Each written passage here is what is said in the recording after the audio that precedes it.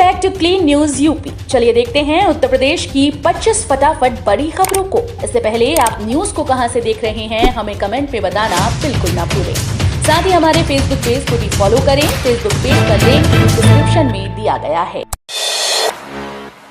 तय समय और बजट में पूरा होगा हवाई अड्डे का काम। नोएडा में इंटरनेशनल एयरपोर्ट के निर्माण का कार्य तेजी से चल रहा है और तय समय पर पूरा हो जाएगा। प्रोजेक्ट के एक टॉप अधिकारी ने बताया कि 2024 के अंत तक निर्धारित बजट के साथ काम पूरा करने का लक्ष्य रखा गया। ग्रीनफील्ड हवाई अड्डा दिल्ली से लगभग 75 किलोमीटर की दूरी पर गौतम बुद्ध नगर जिले के जेवर क्षेत्र में बन रहा है। एयरपोर्ट 4 चरणों में पूरा होगा। पूरा बनने के बाद हवाई अड्डे की क्षमता 1 साल में 7 करोड़ यात्रियों को संभालने की होगी। साथ ही 5 लाख वर्ग मीटर में 2 टर्मिनल बिल्डिंग भी बनेंगी। प्री आईएएस पीसीएस कोचिंग की संयुक्त प्रवेश परीक्षा की आई डेट। आईएएस परीक्षा 2023 और पीसीएस परीक्षा 2023 के पूर्व अनुसूचित जाति, अनुसूचित जनजाति एवं अन्य पिछड़ा वर्ग के अभ्यर्थियों के लिए निःशुल्क कोचिंग के लिए संयुक्त प्रवेश परीक्षा कार्यक्रम घोषित कर दिया गया। निदेशक समाज कल्याण राकेश कुमार ने बताया कि संयुक्त प्रवेश परीक्षा की संभावित तिथि 18 दिसंबर निर्धारित की गई। प्रवेश परीक्षा में सामान्य अध्ययन के 100 बहुविकल्पीय प्रश्न पूछे जाएंगे। अभ्यर्थियों का चयन प्रवेश परीक्षा के प्राप्तांकों के मेरिट के आधार पर किया जाएगा। कम पढ़े लिखे लोगों के लिए भी इलाहाबाद हाईकोर्ट में नौकरी पाने का बढ़िया मौका।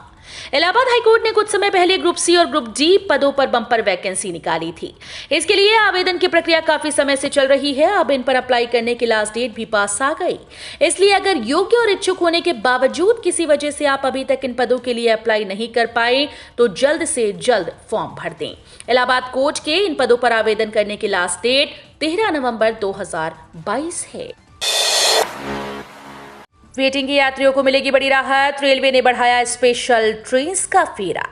छठ पर्व के बाद वापसी के लिए लंबी वेटिंग लिस्ट से परेशान यात्रियों की सुविधा के लिए रेलवे ने अपनी पूजा स्पेशल ट्रेन के फेरे बढ़ाने का आदेश दिया है। इन ट्रेन के फेरे बढ़ने से वेटिंग लिस्ट के यात्रियों को कंफर्म सीट उपलब्ध होगी। ट्रेन नंबर 05303 गोरखपुर कोयंबटूर पूजा स्पेशल 12 नवंबर को गोरखपुर से एक फेरे के लिए चलेगी। इसी तरह वापसी में train number 05304 Coimbatore Gorakhpur special 15 नवंबर को कोयंबटूर से चलेगी। Train number 05193 Chhapra Panvel special 15 नवंबर को और 05194 पनवेल छपरा स्पेशल 16 नवंबर को पनवेल से चलेगी। प्रधानमंत्री नरेंद्र मोदी के जीवन पर आधारित चित्र प्रदर्शनी का आज वाराणसी में उद्घाटन करेंगे सीएम योगी। प्रधानमंत्री नरेंद्र मोदी के जीवन पर आधारित 8 दिवसीय चित्र प्रदर्शनी का आज सुबह 10 बजे मुख्यमंत्री योगी आदित्यनाथ रुद्राक्ष कन्वेंशन सेंटर में उद्घाटन करेंगे। भाजपा के क्षेत्रीय अध्यक्ष ने बताया कि प्रदर्शनी आज 11 से 17 नवंबर तक सुबह 9 बजे से शाम 5 बजे तक खुली रहेगी। इसमें 55 चित्र लगाए जाएंगे। इसे मोदी के व्यक्तित्व से प्रभावित होकर दुबई में रहने वाले अकबर खान ने बनाया है। ज्ञानवापी मस्जिद सर्वे में मिले शिवलिंग का संरक्षण जारी रखने की याचिका पर आज सुप्रीम कोर्ट में सुनवाई। सुप्रीम कोर्ट आज काशी विश्वनाथ ज्ञानवापी मस्जिद परिसर क्षेत्र में मिले शिवलिंग वाली जगह के संरक्षण को आगे बढ़ाने वाली याचिका पर सुनवाई करेगा। पिछले आदेश में सुप्रीम कोर्ट ने शिवलिंग को संरक्षित रखने का अंतरिम आदेश दिया था, जिसकी समय सीमा 12 नवंबर को पूरी हो रही है। एडवोकेट विष्णु शंकर जैन ने चीफ जस्टिस डीवाई चंद्रचूड़ की अध्यक्षता वाली पीठ को बताया कि 17 मई को शिवलिंग संरक्षित रखने का अंतरिम आदेश दिया गया था, जिसकी सीमा 12 नवंबर को खत्म हो जाएगी। यूपी एक जिला एक उत्पाद योजना 2022 देगी युवाओं शिल्पकारों को रोजगार।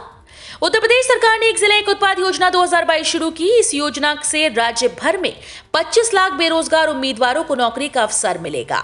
यूपी सरकार आगामी 5 वर्षों में स्थानीय शिल्पकारों और उद्यमियों को 25,000 रुपए देगी। 24 जनवरी 2018 को इस योजना को लॉन्च किया गया था। उत्पादों की पूरी ओडीओपी जिलेवार सूची odop.in पर उपलब्ध है। 8,496 गैर मान्यता प्राप्त मदरसों का सर्वे पूरा हुआ। उत्तर प्रदेश में कुल चिन्हित 8,496 मदरसों के सापेक्ष 100% मदरसों का सर्वे कार्य पूरा हो चुका है। कुल 75 जिलों के सापेक्ष 60 जिलों द्वारा सर्वे रिपोर्ट शासन को उपलब्ध कराई जा चुकी है और शेष 15 जिलों की सर्वे रिपोर्ट भी निर्धारित अवधि में उपलब्ध हो जाएगी। अल्पसंख्यक कल्याण मंत्री ने मदरसों के सर्वे कार्य की समीक्षा करते हुए कहा कि अल्पसंख्यक विभाग ने कम समय में वृहद स्तर पर विभिन्न समस्याओं का सामना करते हुए निर्धारित अवधि में सर्वे कार्य संपन्न कराया, जो कि सराहनीय है। अन्ना हजारे अब अयोध्या को अपनी प्रयोगशाला बनाएंगे, संगठन के लिए क्या है तैयारी। भारतीय समाज सेवी और राष्ट्रीय लोक आंदोलन के संस्थापक पद्म भूषण अन्ना हजारे ने अब अयोध्या को अपनी प्रयोगशाला बनाने का निर्णय किया। वो यहीं से देशव्यापी एवं आदर्शवादी संगठन की पृष्ठभूमि तैयार करेंगे। उनकी मुहिम को धार देने के लिए उनके सहयोगी एवं राष्ट्रीय लोक आंदोलन की कार्याध्यक्ष कल्पना इनामदार, सेवानिवृत्त IAS एवं पंचगव्य विद्यापीठ, तमिलनाडु के कुलपति डॉक्टर कमल टावरी, उपाख्य भाई कमलानंद के साथ यहां पहुंची हैं। अगले साल आखिरी बार होगी नीट PG परीक्षा। 2024 में MBBS में भी होगा बड़ा बदलाव। अगले साल अप्रैल मई में होने वाली राष्ट्रीय पात्रता सह प्रवेश परीक्षा स्नातकोत्तर इस तरह की आखिरी परीक्षा हो सकती है, क्योंकि इसके बाद PG मेडिकल कोर्सेज में दाखिला MBBS अंतिम वर्ष के छात्रों द्वारा दिए जाने वाले नेशनल एग्जिट टेस्ट के नतीजों पर आधार पर होगा। अधिकारियों ने इस बात की जानकारी दी। पढ़ाकर परीक्षा कराना भूल गया DDU प्रशासन। 2 साल बाद भी स्टूडेंट्स कर रहे तीसरे सेमेस्टर की पढ़ाई। गोरखपुर में DDU और संबद्ध कॉलेजेस में MH की परीक्षा को लेकर विश्वविद्यालय प्रशासन की बड़ी लापरवाही सामने आई।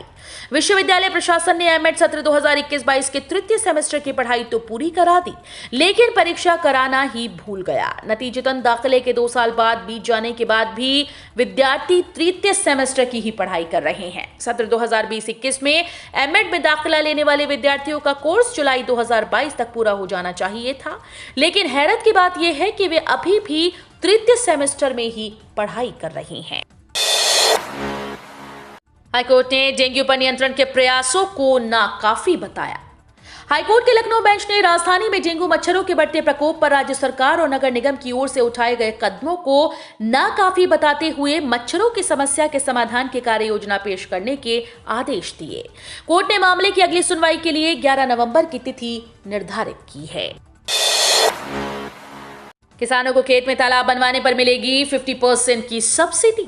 देश में खरीफ की फसलों की कटाई का काम अपने अंतिम चरण में है। किसान रबी सीजन की फसलों की बुआई करना शुरू कर चुके हैं। ऐसे में किसान फसलों की सिंचाई की व्यवस्था करने में जुट गए हैं। इस साल कई क्षेत्रों में बारिश कम होने के कारण भूजल का स्तर कम हो गया, इसलिए किसानों को अपनी फसलों की सिंचाई करने में काफी परेशानी का सामना करना पड़ सकता है। किसानों को इसी समस्या को देखते हुए उत्तर प्रदेश की योगी सरकार ने किसानों को अपने खेत में तालाब बनवाने पर 50% की सब्सिडी देने का फैसला किया। मैनपुरी में डिंपल को उतारने से पहले अखिलेश ने सजाई फील्डिंग। 2019 के नतीजों से हैं बेहद सतर्क। मुलायम सिंह यादव की सीट रही मैनपुरी से समाजवादी पार्टी ने लोकसभा उपचुनाव में डिंपल यादव को मैदान में उतारा। इस सीट पर यादव परिवार से धर्मेंद्र यादव और तेज प्रताप यादव जैसे नेताओं के नाम चर्चा में थे, लेकिन अखिलेश ने पत्नी डिंपल पर भरोसा जताया। इस तरह नेताजी की खास विरासत को अखिलेश यादव अपने परिवार में ही बनाए रखेंगे।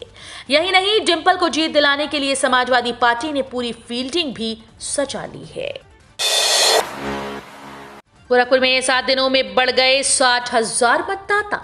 आपत्ति और दावों के बाद नगर निकाय चुनाव के लिए मतदाता सूची को अंतिम रूप दे दिया गया है। 1 से 7 नवंबर तक चले मतदाता अभियान के दौरान गोरखपुर जिले में 60,173 लोगों के नाम मतदाता सूची में जुड़े, जबकि 8,969 लोगों के नाम सूची से हटाए गए। नगर निकाय चुनाव के लिए नगर निगम और नगर पंचायतों में कुल 13,25,051 हो गई है। सरकार ने बदल दिए आधार से जुड़े नियम। हर 10 साल में करना होगा ये काम।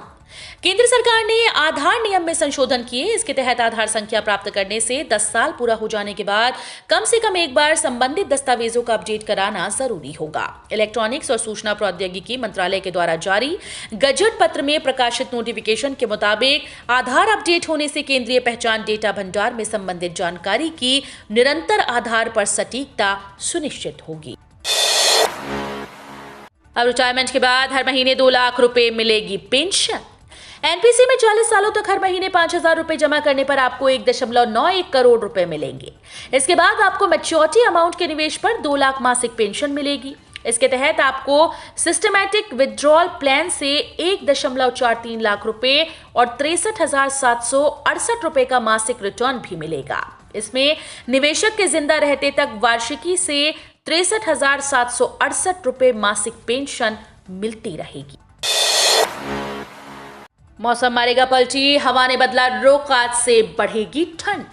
नवंबर में भी लोगों को ठंड महसूस नहीं हो रही। अधिक संख्या में घरों में पंखे ही नहीं एसी भी चल रहे हैं, जबकि मौसम विभाग ने तापमान कम होने का पूर्वानुमान जारी किया था। इसकी वजह पश्चिमी विक्षोभ है। मौसम वैज्ञानिकों के अनुसार गुरुवार शाम तक पश्चिमी विक्षोभ का असर कम होने लगा है। साथ ही आज सुबह से ठंड बढ़नी शुरू हो गई। आज से स्थिति बदलने जा रही है और रात के तापमान में गिरावट होने लगेगी। कानपुर में सोने चांदी के दोनों में बढ़त, आगरा में गिरावट। भारतीय सराफा बाजार ने कल सोने और चांदी के रेट्स जारी कर दिए। कानपुर में सोने चांदी दोनों में बढ़त तो आगरा में दोनों में गिरावट देखी गई। गोरखपुर में सोना स्थिर और चांदी में गिरावट दर्ज की गई। कानपुर में सोना और चांदी दोनों की कीमतों में गिरावट देखी गई। कल सोना 52,300 प्रति 10 ग्राम और चांदी 61,000 रुपए प्रति किलो रही। बरेली में सोना 52,450 प्रति 10 ग्राम और चांदी 60,400 प्रति किलो रही। बैंक लॉकर से जुड़े नियमों में बड़ा बदलाव। आरबीआई की तरफ से जारी नोटिफिकेशन के अनुसार बैंक में लॉकर लेने वाले ग्राहकों की शिकायत पर केंद्रीय तरफ से नियमों में बदलाव किया गया है। अक्सर ग्राहक बैंक लॉकर्स में चोरी की शिकायतें करते हैं। लंबी मशक्कत के बाद भी ऐसे ग्राहकों को चोरी किए गए सामान का कोई संतोषजनक हल नहीं मिलता। लेकिन अब लॉकर में रखे सामान के साथ किसी भी प्रकार की अनहोनी होने पर संबंधित बैंक ग्राहक को लॉकर किराए का 100 गुने तक का मुआवजा देगा। कानपुर लखनऊ से लेकर पटना तक भूकंप का खतरा। आईआईटी कानपुर के विशेषज्ञों का कहना है कि उत्तराखंड और आसपास भूकंप के इतिहास पर जो अध्ययन किया गया उससे पता चलता है कि कानपुर लखनऊ से लेकर पटना समेत पूरा क्षेत्र संवेदनशील है। यहां सैकड़ों साल पहले अधिक तीव्रता के भूकंप आए। इस कारण इनके फिर से आने की संभावनाएं प्रबल हैं। बस ये तय नहीं किया जा सकता कि सैकड़ों साल बाद आएगा या फिर कुछ ही वर्षों में।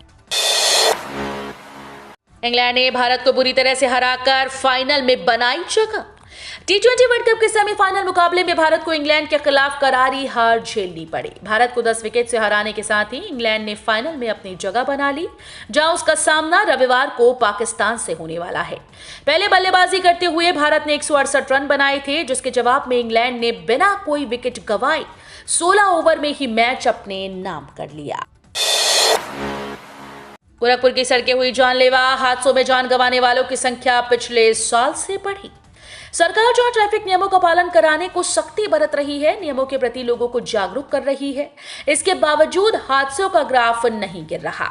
उल्टे गोरखपुर में सड़क हादसों में जान गंवाने वालों की संख्या साल दर साल बढ़ती जा रही है। तेज रफ्तार, ट्रैफिक नियमों की अनदेखी और गलत तरीके से बने कट हादसों की प्रमुख वजह बनते जा रही हैं।